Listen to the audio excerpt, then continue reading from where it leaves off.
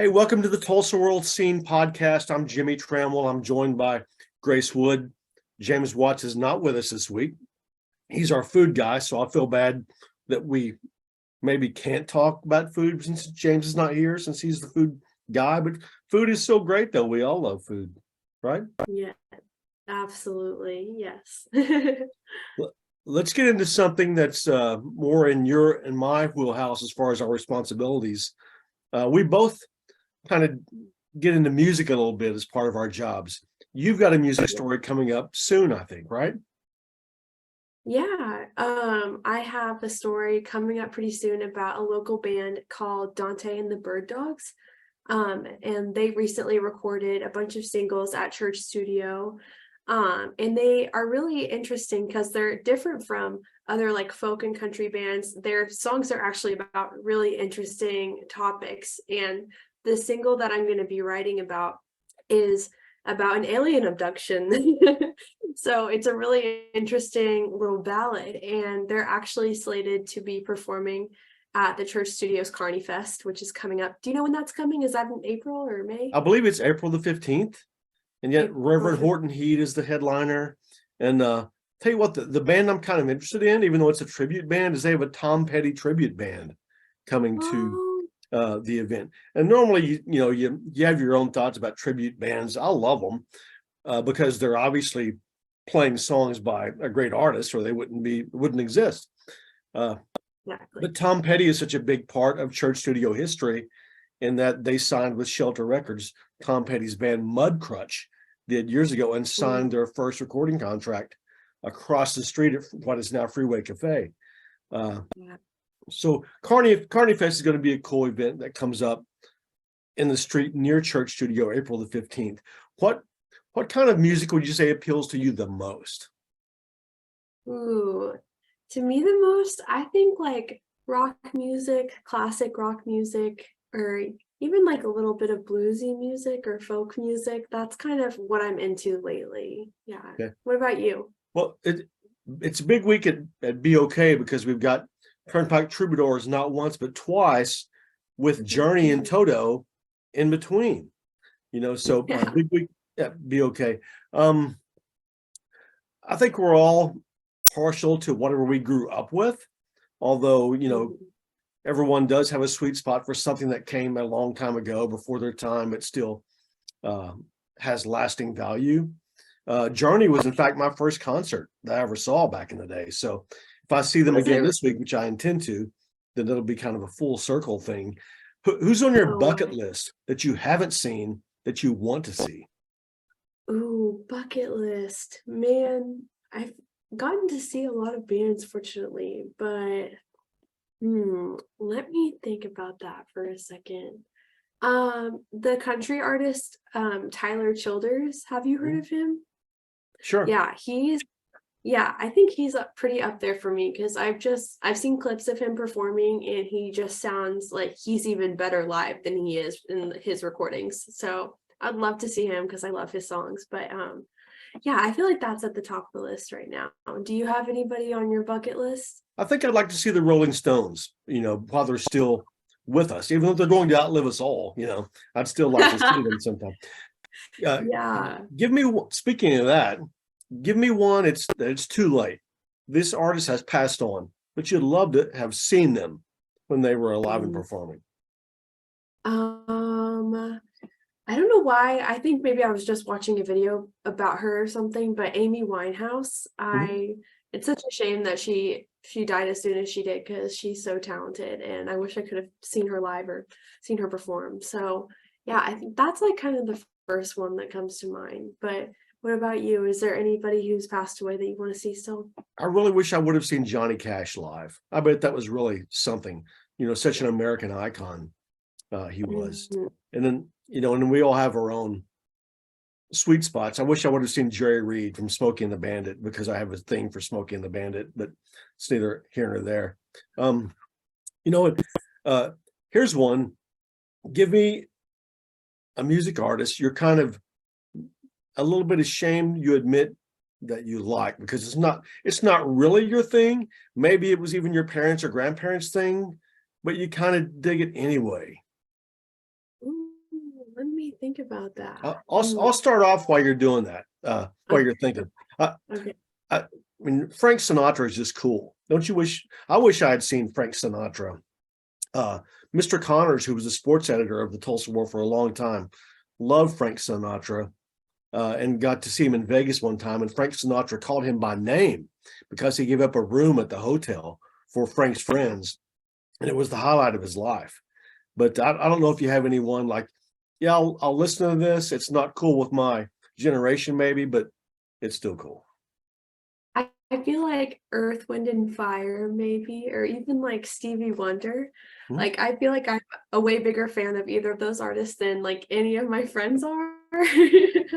But me and mom, that's like what we listen to together. So I love those, even though it seems like people my age maybe aren't as aware of those artists as people older than me. But I think, yeah, those are two of my guilty pleasures, I Well, guess. I dig the Commodores more than Earth, Wind, and Fire, but I can appreciate Earth, Wind, and Fire, which is Yes. they're coming, by the way, to I think maybe to one of the local casinos, Earth, Wind, and Fire. So I don't know if you and your mom are going to hit that or not, but We should. I didn't know about that, but we should definitely do that. She'll go with me for sure. how do you feel about all the reality shows on television? Oh man, I don't know. I'm not like a huge reality TV person. I think it can definitely be, I don't know, interesting, I guess at times, but like shows like the Kardashians or, other shows like that, I just feel like I watch them and I just don't really get anything from it. I don't feel like Right. it's teaching me anything or really entertaining me that much. So yeah, I'm not a huge reality TV girl, Mhm. but are you? Are you No, a fan? I'm with you because it seems like reality shows are not really reality. Nobody acts like this when the camera is not on them.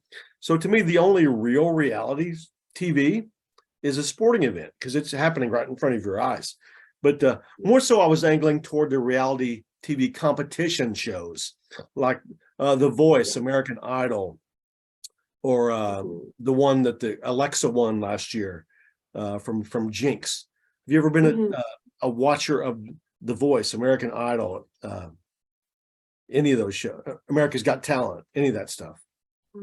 See, I love shows like that. I really love like the competition shows where people are showcasing their talent and stuff. Especially like I just remember growing up watching American Idol so much, like when like Adam Lambert and like Kelly Clarkson and Carrie Underwood were on them. Like I really get a lot out of those. So yeah, I need to get back into American Idol because I know it went away for a little bit and then it like came back and now we've got people from Oklahoma on the show. So Yeah, it's I need to pretty watch it. amazing. We've got a Sunday story.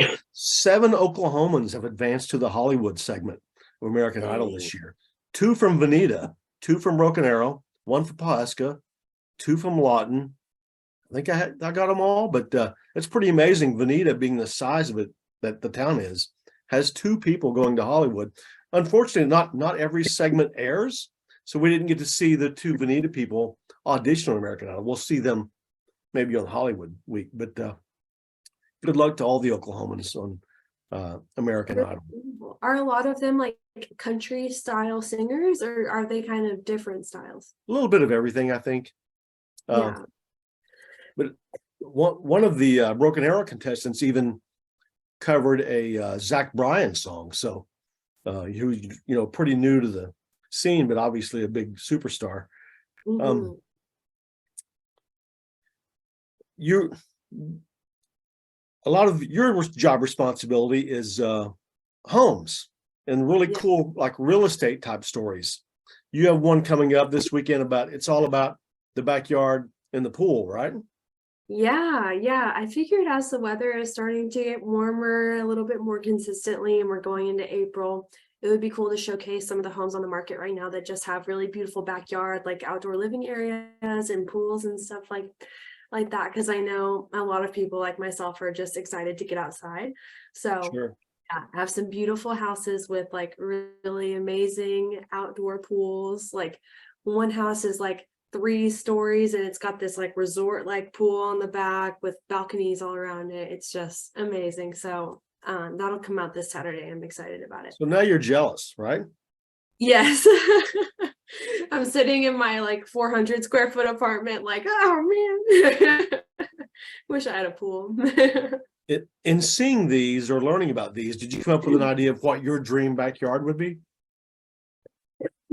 Oh man, sorry, I've got a really bad cough right now.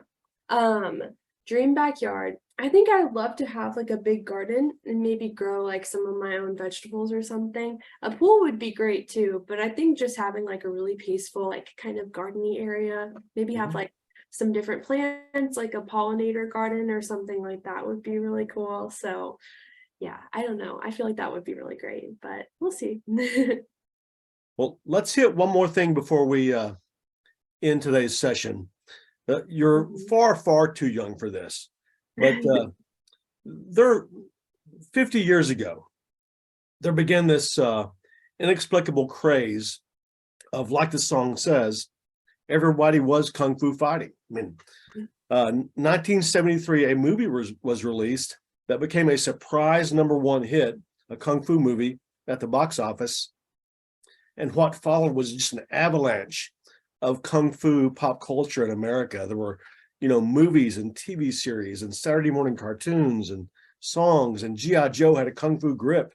I mean, everything you could think of. So in Friday's Tulsa World, I'll try to take a stab at explaining this kung fu craze and how it all got started with the Bruce Lee movies, and an Oklahoman, Chuck Norris, who was Bruce Lee's nemesis in one of those early films. Is there a craze during your lifetime that you look back on now and think, like, what were we thinking? Why did this happen to catch on and be a craze? Oh man. I don't know. I don't know why the first thing that came to mind was planking. Do you remember that, Jimmie? I have no idea what that is. No. It was like a really big thing when I was in middle school. Like people would just go out in public somewhere, like maybe you would get on top of like a park bench or just some random, like, I don't know, like a bush or something, and you would just get in like a plank position and just lay flat and hold it. And like people would just do it all over town, like random places. And it was like such a craze for a while there. There were just like so many weird like social media trends at like the dawn of the internet, like when I was growing up, that I'm just looking back, I'm like, why was that ever a thing?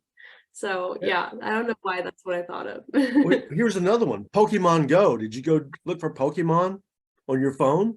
Yes, that's like, so like I can't, why did I do that? But yeah, I would go out literally by myself and go looking for Pokemon. That resulted in like police calls because people would be where they were not supposed to be, looking for Squirtle or whatever those other Pokemon are, Yes. There was always a lot of them like over by Philbrook, so I would like go over there and be like on my phone looking for the Pokemon. It's so embarrassing to think about now. Why must it look so weird? And you caught them all? I think I caught a good amount, but I mean, I know someone who still plays it. Like I went on a trip to Mexico a couple weeks ago and I was with someone who was still playing it, and that game was popular like 4 or 5 years ago. So I think there's a lot of people who are further along in it than I was, but yeah. Well, are we all wrapped up, or do you have anything you would like to bring up before we get out of town today? I can't think of anything else. Anything else you want to promote? No, we missed our chance to talk about James since he's not here. We can't talk behind his back. We'll try again some other time. We do have a Sunday story about John Swab's Tulsa filmmaker, his next film, One Day as a Lion. It stars Scott Kahn, who also wrote the screenplay. I saw a screener on it. I'll talk to John Swab. We'll have a story in Sunday's Tulsa World. And I think with that, let's get out of here. Thank you guys for watching. Grace, get us out of here. Okay, bye everybody. Behave.